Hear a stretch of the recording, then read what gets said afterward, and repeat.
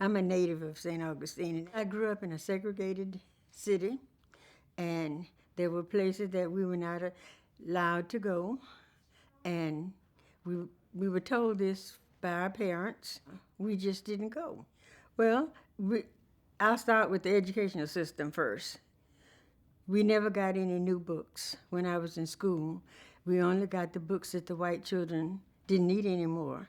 And sometimes the pages were torn out and they were last year's book, but our teachers were excellent.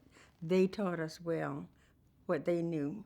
So when we went to another school, we could just, catch right up with the other children. So it wasn't too hard.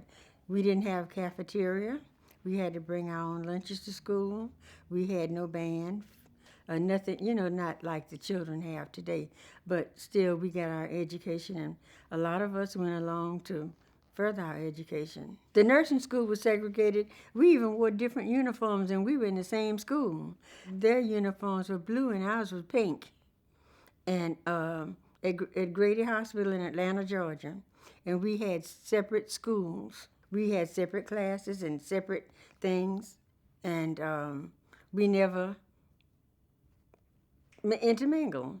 We had a brand new nursing home, and every Saturday night we would have dances. And Dr. King was a freshman at Morehouse College. And I met him there. He had a girlfriend in the class 3 months above me. And they used to call him Martin. So when the demonstrations came and I heard about this Martin Luther King, I never associated it with the one that I knew. So when Dr. King was going to come to St. Augustine, they formed a motorcade. And I went to Jacksonville to meet him on the plane. And the Klan also followed us. So Chase Funeral Home had in his ambulance, he had a CB2, and he heard them.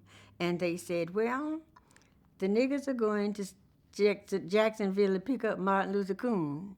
And the nigger nurse, and the nigger dentist, and the nigger barber, and they described everybody, and this is the way they described us. And this time I had a white Buick, and I was doing private duty nursing. And this is how they knew my car. And one night I was at work, and they turned my car over on its top. And when I came to go home, that's the way I found my car. And they didn't even break a window. They didn't do anything to it. And when I got my car back, I took a tour of St. Augustine. I drove it all over St. Augustine so they could see me and know that I was not afraid of them, to let them know that I had my car back and I was going to continue to drive it. During the time of the demonstrations, they called my house and they said, do you have any white people living at your house?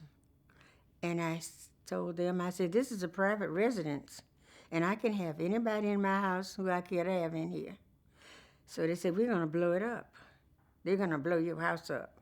So I said, take your sheet off and come on, and I'll be ready for you. But they never came. Dr. Helen asked me if I would house him, and I said yes. When the first time he came, I sat in the audience, to tell you how brilliant he was. And he told Andrew Young, he said, you see that lady sitting down there in the first row? He said, yeah. He said, tell her I want to see her after Mass. And this is when he made me realize who he was. And he was a very, very intelligent man. He had a photographic memory. If he ever met you and you told him your name, he would never forget it. And he remembered me from being in school.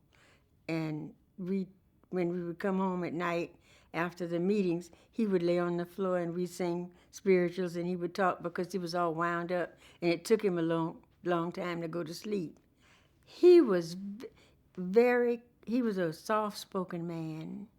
And he was all at business because I told him, I said, Dr. King, I'll do anything that you ask me to do, but don't ask me to go to jail. He said, why? I said, I have claustrophobia. I said, if they lock me up, they're going to have to get a doctor. I said, because I'll go nuts locked up in jail. So I asked him one time, I said, Dr. King, aren't you afraid to do what you do? And he said to me, he said, Miss Price, he said, I'm like this. if it's not worth dying for, it's not worth doing. So that's why I knew he was going to die, but he never knew where they were going to kill him.